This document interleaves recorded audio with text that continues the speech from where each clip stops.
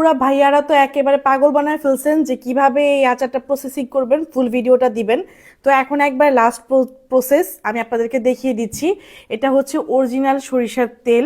এখানে 1 লিটারের বেশি সরিষার তেল নিয়েছি। আর এখন এই যে একটা শুকনো ফ্রেশ বোতল নিয়েছি, যেটার ভিতরে আমি আমার এই আচারগুলো সেট করব। তো প্রথমে হচ্ছে আমি জলপাইগুলো দিয়ে দিচ্ছি। দেখেন, কিছু জলপাই দিয়ে দিব। দিয়ে দেওয়ার পরে আমি এটাকে একটু সাজিয়ে নিব। কিভাবে সাজাবো সেটা আপনাদেরকে দেখাচ্ছি। এই যে 1 পিস রসুন দিয়েছি এক সাইডে, এক সাইডে দিয়ে দিচ্ছি একটা শুকনা মরিচ। তারপর আবার হচ্ছে আমি কিছু জলপাই দিয়ে দিব। এভাবে করে পুরো বয়মটাকে আমি সেটিং করব, সাজাবো সুন্দর করে, যাতে যখন এটা আপনারা খাবেন তখন একটা মানুষ দেখলেও যেন অনেক পছন্দ করে। এবং এটা হচ্ছে এই রসুনগুলো একটা সময় যে খুবই সুন্দর একটা টক হয়ে যাবে।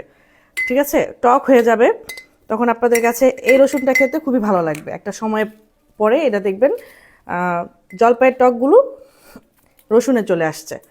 তো এভাবে করে দিয়ে দিব, একটু ঘুরিয়ে পেঁচিয়ে দিতে হবে যাতে সব দিকেই পড়ে। তারপরে আবার হচ্ছে আমি দিয়ে দিচ্ছি জলপাইগুলো। আমি কিন্তু এই ব্যাপারে আরও ভিডিও দিয়েছি, তো যারা দেখেন নাই তারা ভালোভাবে দেখে নেবেন, তাহলে আর আপনাদের কোনো কিছু অজানা থাকবে না। দেখেন, এই তো আমি কিন্তু দিয়ে দিচ্ছি সবগুলো জলপাই। ভিডিওটা অবশ্যই সবাই মনোযোগ দিয়ে দেখবেন।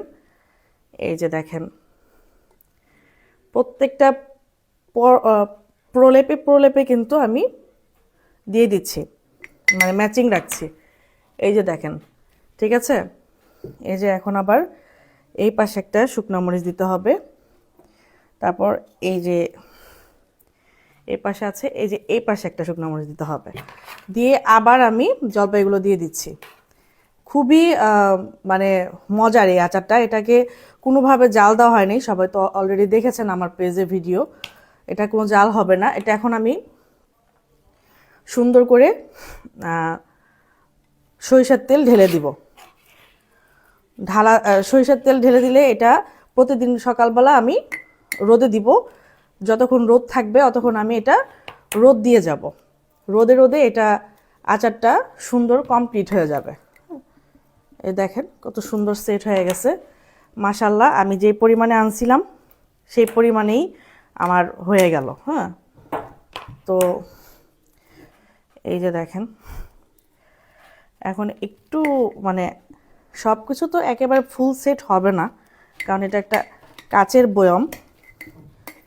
ঠিক আছে, তারপর আমি চেষ্টা করলাম ফুল সেটিং করার জন্য। এখন এই তো একটু মশলা আছে, এটা দিয়ে দিলাম। এখন ঢালবো হচ্ছে আমি তেল। এখানে তেলটা কিভাবে ঢালছি দেখেন, একেবারেই পুরো তেলটাই আমি ঢেলে দিচ্ছি।